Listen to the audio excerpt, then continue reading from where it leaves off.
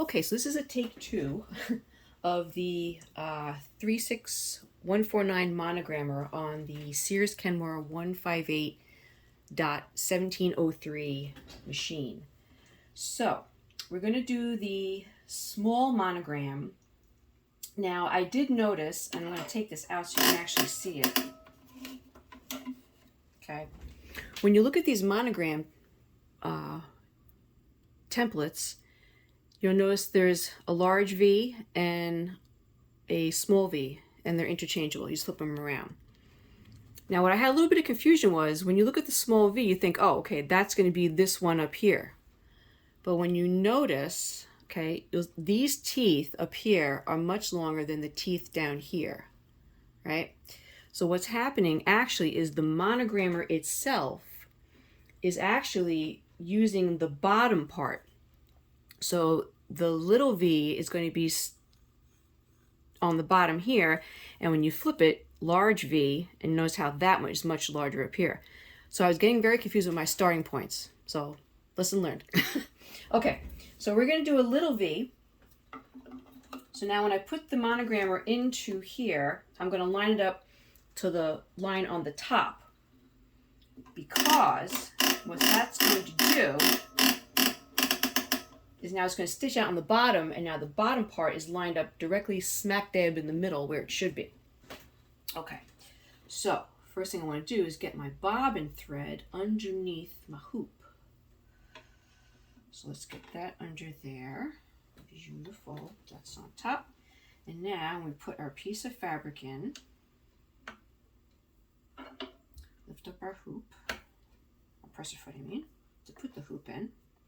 Okay. Foot down, and now when you grab both pieces of thread, start to stitch. Now when you do the small letter, you definitely want to be on a smaller stitch width.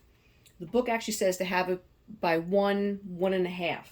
The larger letter will actually take 2 to 2.5 stitch width. All right, so we're on 1. I think we're all set, and here we go.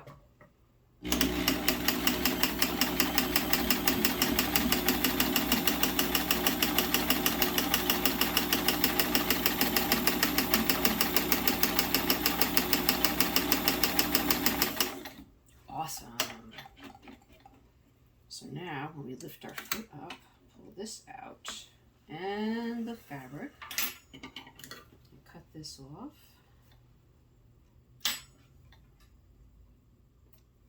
Okay. Now you can see we got a nice little V. I still think it's a little bit narrow, but that's what it says to do. Okay. Now when you go to the larger V, now you take your tablet out, watch your hoop doesn't smack into your foot. So you do the larger V, okay, this is going to line up on the bottom, but you have to line it up with this one. Because when you look at it here, when you line the top circle to the edge of your monogrammer, you can see how the bottom line is actually right smack near the turning dial. So now when I put this one in, that to the starting line. Now I'm going to crease my stitch width to number 2 for the larger letter. Once again, get this underneath the hoop without making a big tangled old mess. Okay, and now we're going to put that in.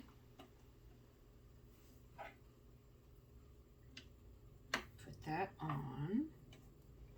Okay, lower the presser foot, grab both of our threads, and away we go.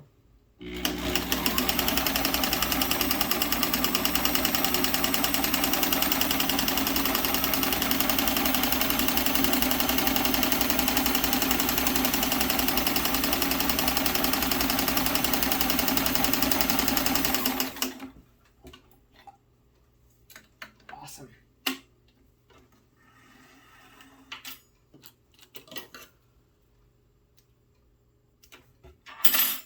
Okay.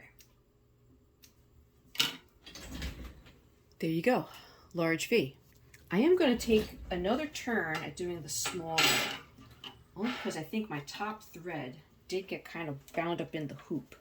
So let's go back to stitch with 1. Turn our template around again.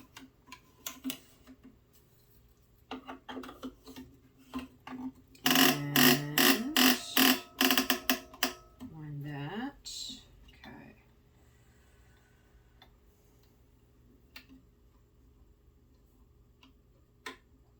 Definitely be very careful with these hoops because, you know, it's old plastic and you definitely don't want to crack that. Okay. Now, let's try the small V again, but this time with the thread underneath the presser foot, like it's supposed to be. Okay. All right. Presser foot down. Grab both of our threads and take 2.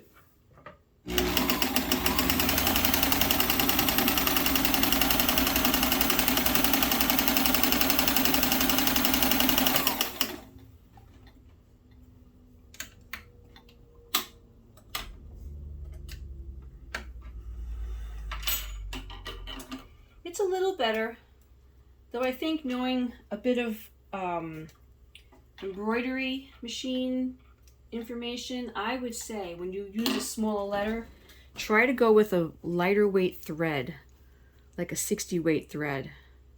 But all in all, it worked. So thumbs up.